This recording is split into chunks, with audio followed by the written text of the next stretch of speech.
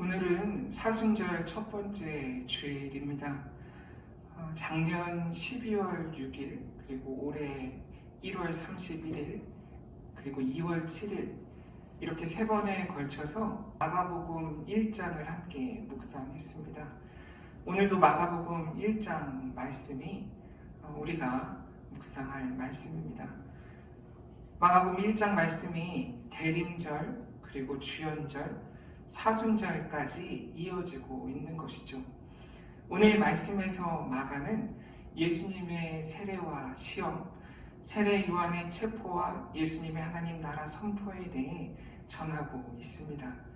절수로는 짧지만 예수님의 세례, 예수님의 시험, 갈릴리에서의 복음 전파, 그 어느 것을 묵상하더라도 오늘 다 나눌 수 없기에 오늘은 선택과 집중을 해보려고 합니다. 15절 한 절을 우리가 함께 나누려고 하는데요. 이르시되 때가 찼고 하나님의 나라가 가까이 왔으니 회개하고 복음을 믿으라 하시더라. 아멘. 이 한 줄의 말씀이 예수님의 생각과 비전, 어떻게 보면 예수님 전체를 보여주고 있습니다. 예수님의 복음 전체를 마가가 이렇게 한 문장으로 압축하여 제시하고 있는 것이죠. 이 15절 때문에 저는 마가복음을 좋아합니다. 이 마가복음만의 매력이에요. 그래서 오늘은 갈릴리에서 예수께서 선포하신 하나님의 복음, 하나님의 나라가 무엇을 의미하는지 오늘 우리가 다시 확인하고 기억하며 함께 은혜 나누길 원합니다.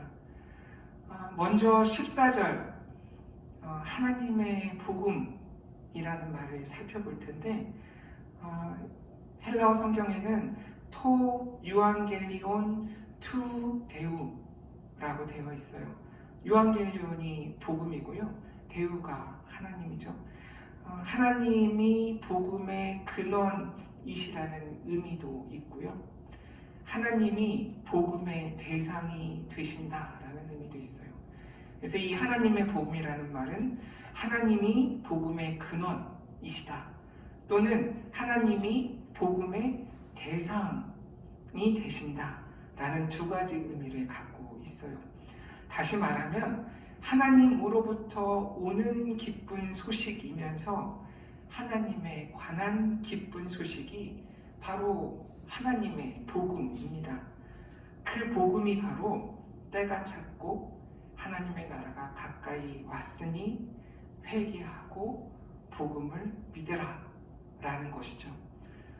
첫 번째로 때가 찼고 라는 표현을 같이 볼 텐데 이 때가 찼고 라는 부분 헬라어로는 페플레로타이 호카이로스입니다. 페플레로타이 호카이로스. 여기서 때라는 말, 카이로스라는 말, 우리가 일반적으로 때를 이야기할 때 크로노스라는 말을 많이 쓰잖아요. 시계 브랜드에도 있는 것 같아요. 크로노스, 언젠가 말씀드렸지만 여기서 때라고 하는 그 말을 일반적인 시간을 의미하는 크로노스를 쓰지 않고 있죠. 히라빈들이 시간을 말할 때 이렇게 크로노스와 카이로스 두 가지 단어를 사용하는데, 크로노스는 우리가 시계를 보고 확인할 수 있는 시간, 어떤 객관적인 시간의 흐름, 정확하게 들어맞는 어떤 때, 그런 의미를 갖고 있다면 카이로스는 단순히 객관적인 변화의 흐름이나 경과를 나타내지 않죠. 크로노스를 타임이라고 한다면 카이로스는 어떤 타이밍, 그런 때를 이야기합니다. 카이로스는 의미 있는 시간입니다. 생명의 시간입니다. 하나님이 정하신 구체적인 때를 카이로스라고 이야기합니다. 때가 찼다라는 동사 자체가 수동태로 쓰였거든요. 그것을 보더라도 이 때, 이런 행위를 결정하는 주체가 우리가 아니라 하나님이시라는 것을 마가는 이야기하고 있습니다. 그러므로 우리가 살아가면서 경험한 중요한 때들, 그런 때들은 크로노스가 아니라 카이로스의 때들인 것이죠. 카이로스는 우리들에게 기회로 다가오죠. 삶이 바뀌는, 삶의 전환의 계기가 되는 때가 바로 카이로스입니다. 때가 찼고라는 말씀을 통해 지금 우리가 크로노스의 시간을 살고 있는지, 카이로스의 시간을 살아가고 있는지 생각해 볼 필요가 있는 것이죠. 분명한 것은 지금껏 한 번도 상상한 적도 없고 경험한 적도 없는 2020년을 우리가 이미 살았죠. 그리고 새롭게 맞이한 2021년을 살고 있습니다.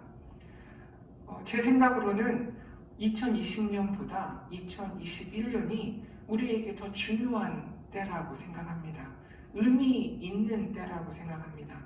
오늘 말씀처럼 정말 때가 찼구나 라는 그런 생각이 들어요.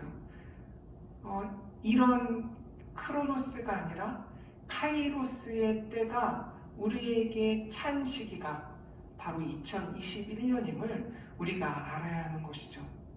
그래서 어떤 변화가 일어나고 있는지, 무엇을 해야 하는 타이밍인지, 이 시간이 우리들에게 어떤 의미인지 생각해야 되죠. 기도해야 되죠. 개인의 삶뿐만 아니라 특히 교회는 무엇을 준비해야 할지, 어떻게 변화해야 하는 때인지 정말 심각하게 구해야 할 때입니다. 우리는 그 어느 때보다 중요한 카이로스의 때를 지금 살아가고 있습니다. 두 번째로 오늘 말씀에서는 이런 카이로스의 주체가 바로 하나님의 나라라고 이야기하죠. 마가복음 전체에서 하나님의 나라라는 표현은 14번 정도 등장합니다. 이 하나님의 나라가 예수님께서 이 땅에 오신 이유를 단 한마디로 집약한 단어이죠. 원어로는 헤 바실레이아 투 데우라고 합니다. 하나님의 나라는 장소나 어떤 체계, 시스템의 개념이 아니라 행위를 말하는 것이에요. 하나님의 행위, 즉 하나님의 통치 행위입니다. 나라로 번역된 바실레이아라는 말은 결국 하나님의 행위이죠. 하나님의 통치이죠. 하나님의 질서를 이야기하고 있습니다. 새로운 질서입니다. 기존 질서와 결별을 의미하는 새로운 질서입니다. 하나님의 나라는 땅의 질서가 아닌 하늘의 질서를 말하고 있는 것이죠.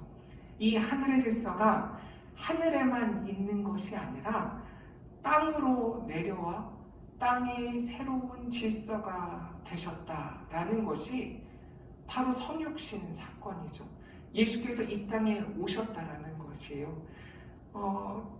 하늘의 질서가 하늘에만 있다는 것 너무나 당연하고 우리에게 새로울 것이 없잖아요.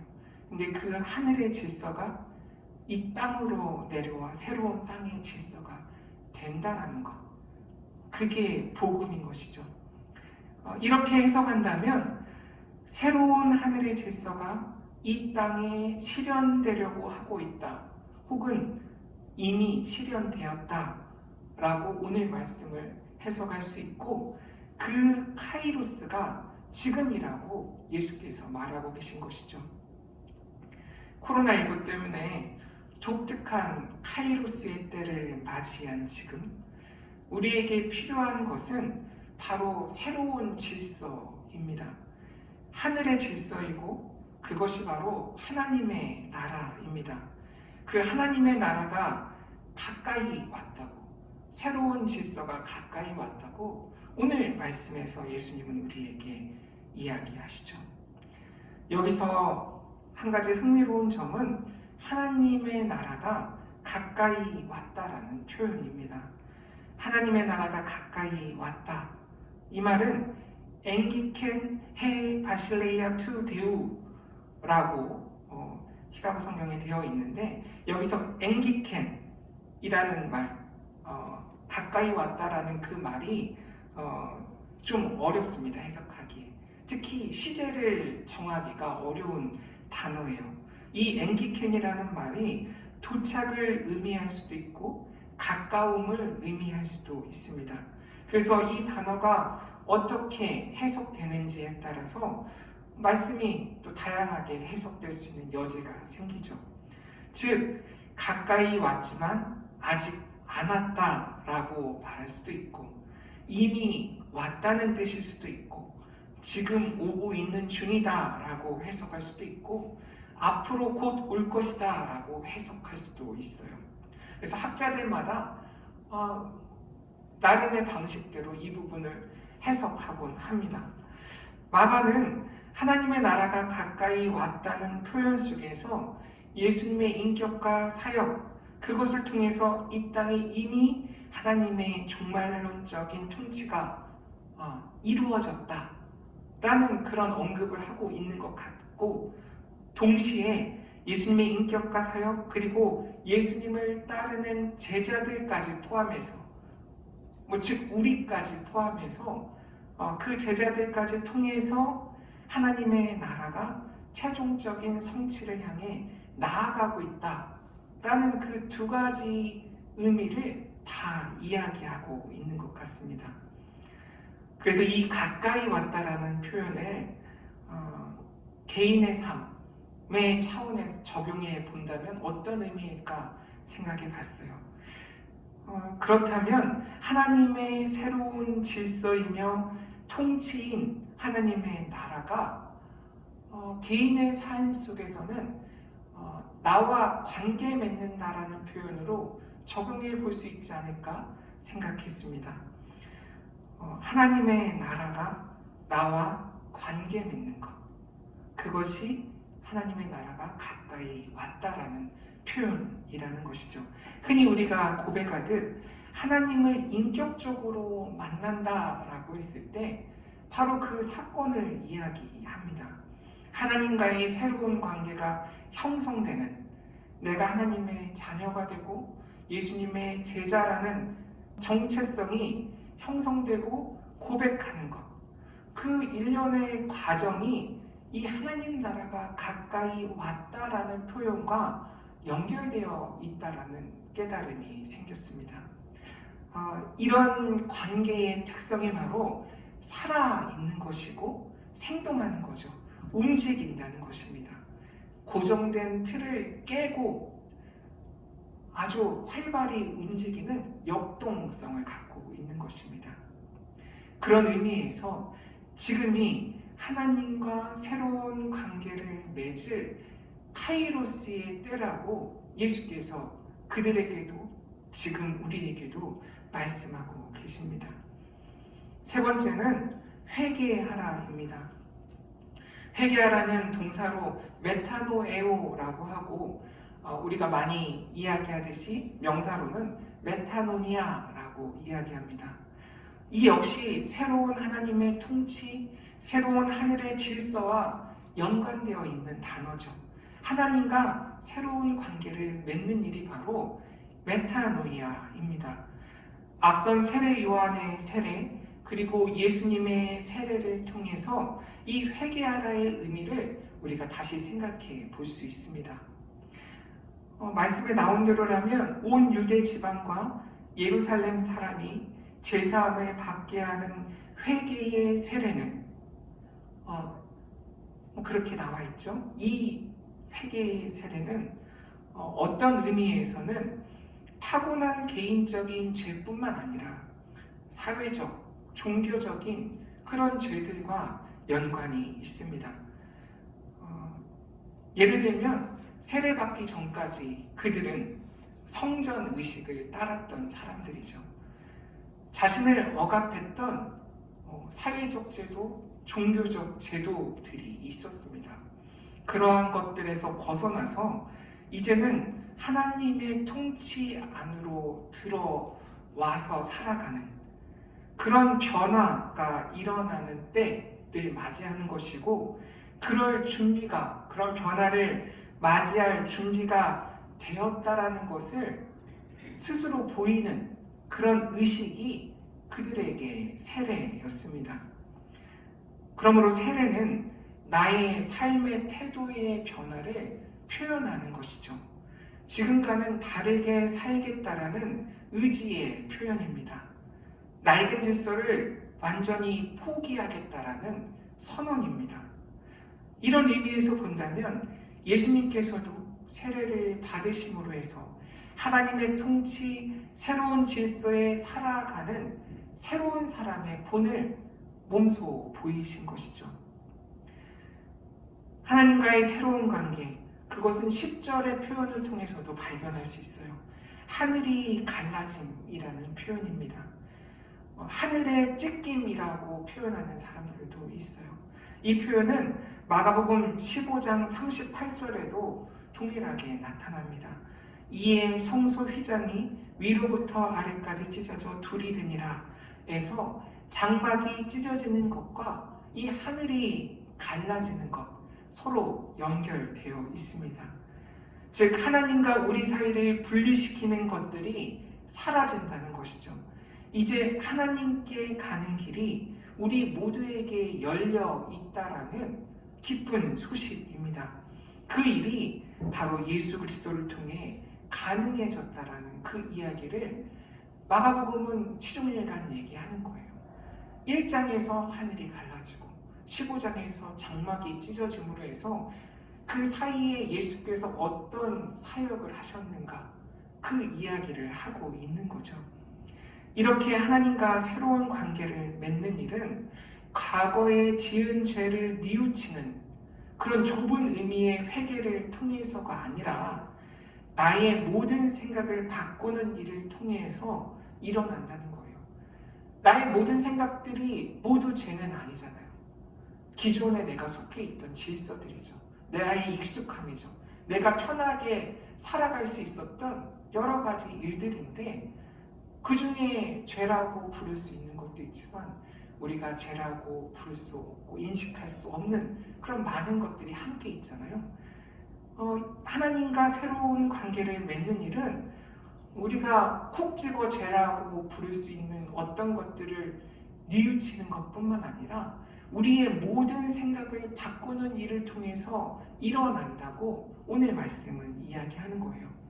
하늘의 질서가 이 땅에 시작될 때 나도 내가 익숙한 기존의 질서들, 그게 나의 고집일 수도 있고 신념일 수도 있고 그런 것들을 내려놓아야 한다는 것입니다.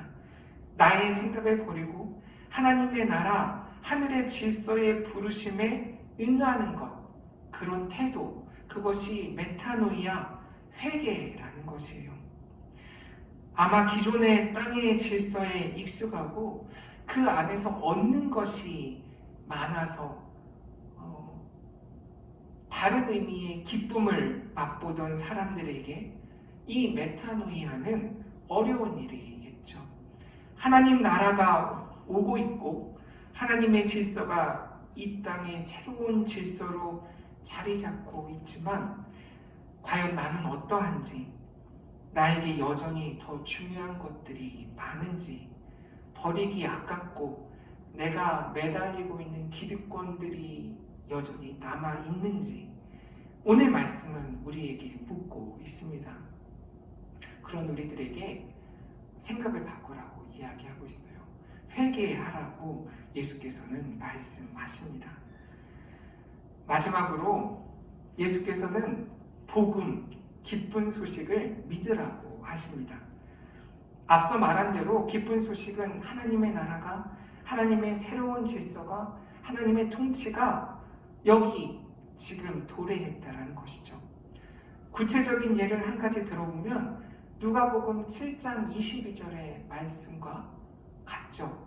예수께서 대답하여 이르시되 너희가 가서 보고 들은 것을 요한에게 알리되 맹인이 보며 못 걷는 사람이 걸으며 나병 환자가 깨끗함을 받으며 기먹은 사람이 들으며 죽은 자가 살아나며 가난한 자에게 복음이 전파된다 하라. 이 말씀과 기쁜 소식은 동일한 소식이죠. 이 복음, 이 기쁜 소식을 예수께서 믿으라고 얘기하십니다. 아니 왜 복음을 믿으라고 하셨을까? 바로 우리가 생각해 볼 지점이죠. 이렇게 기쁜 일인데 왜 믿으라고 하셨을까? 뒤집어 생각해 보면 기쁜 소식인데도 불구하고 복음을 잘 믿지 않으려는 우리의 모습을 예수께서 말하고 계신 건 아닐까? 라는 생각이 들었습니다. 그래서 먼저 회개하라고 말씀하고 계시죠. 방금 말씀드린 누가복음 7장 22절 그런 기쁜 소식들이 과연 나에게 정말 기쁜 소식인가 하는 물음이죠.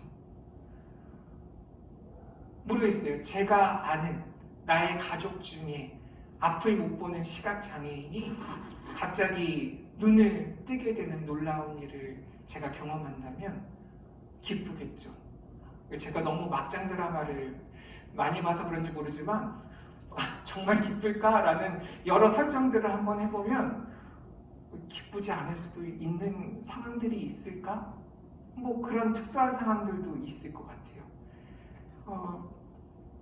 내 주변에 정말 걷는 게 불편한 어떤 사람이 있었는데 이제 건강하게 걷게 됐어요. 그것이 나에게 기쁜 소식이 될까? 그 사람뿐만 아니라 나에게 기쁜 소식이 될까라는 물음인 것이죠. 복음서 전체에 흐르고 있는 통합, 화합, 소통, 하나됨의 소식, 이것이 복음이죠. 하나님 사랑 그리고 이웃 사랑의 소식이 바로 기쁜 소식이고 복음이죠. 이것이 바로 하나님 나라의 새로운 질서인데 이 질서가 임한다라는 것이 바로 복음인데 이것을 믿지 않으려는 내가 존재한다라는 거죠. 이것을 믿기 싫어하는 어떤 무리들이 있다라는 거죠. 그것을 예수님께서 꿰뚫어 보시고 그 기쁜 소식을 너희가 믿어야 한다라고 오늘 말씀하십니다. 조심스러운 이야기지만 지금 일부 한국 교회의 모습이 이 기쁜 소식을 믿지 않는 것 같아요. 믿으려고 하지 않는 것 같아요. 특히나 코로나19 상황은 이러한 기쁜 소식을 믿지 못하는 일부 한국 교회의 행태를 적나라하게 세상에 드러내고 있죠. 이런 일부의 모습 때문에 기쁜 소식으로서의 복음이 전해지는데 어려움이 있게 되었어요. 새로운 질서로서의 하나님의 나라 대신 여전히 분열된 상태, 억압된 상태를 지지하는 그런 힘들이 있죠. 그래서 기득권을 유지하려는 그런 세력들이 있죠. 그 모습 때문에 만약 한국 개신교회가 지금과 같은 모습을 계속 보인다면 지금뿐만 아니라 앞으로는 이 땅에서 복음을 전하는데 너무 큰 어려움이 있지 않을까라는 생각을 하게 됩니다.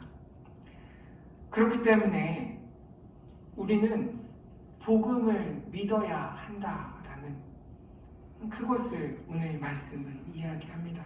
우리가 복음을 믿으면 제 생각엔 이런 일들이 사라지고 아마 이 사회 안에서 하나님의 교회로서의 역할을 제대로 감당할 수 있다라고 저는 믿어요. 결국 복음을 믿지 않기 때문에 이런 일들이 일어나고 있는 것이죠. 이렇게 예수님은 하나님의 복음을 선포하시고 하나님의 통치를 우리에게 알리셨습니다. 하나님 나라가 가까이 왔음을 알리시고 가장 먼저 하신 일이 오늘 말씀 바로 뒤에 나와 있어요. 그것은 제자들을 부르는 일이었습니다. 우리와 함께 하나님 나라를 살기 원하시는 예수님을 우리가 만나게 됩니다. 우리가 예수 그리스도와 동행하는 존재임을 바로 뒷부분을 통해서 깨닫게 되죠. 이러한 제자 공동체가 이 땅에 일어나야 되고 그것이 바로 교회입니다. 2021년 사순절을 맞이한 우리가 누구인지 오늘 말씀을 통해 다시 묻게 됩니다. 하나님의 자녀, 예수 그리스도의 제자, 그렇게 살고 싶은, 그렇게 살기로 결단하고 노력하는 우리들이죠. 새로운 하나님의 질서를 향해 나를 활짝 열기로 결단한 사람들이 바로 하나님의 자녀요, 예수 그리스도의 제자입니다. 때가 찼고 하나님의 나라가 가까이 왔으니 회개하고 복음을 믿는 저와 여러분 되시기를 주님의 이름으로 간절히 축원합니다. 기도하겠습니다. 주님, 나의 생각을 바꿔 하나님의 새로운 질서가 이 땅에 임하는 때가 바로 지금 여기임을 믿게 하여 주옵소서. 하나님의 자녀, 주님의 제자로 이 세상을 살게 하옵소서. 예수님의 이름으로 간절히 기도드립니다. 아멘.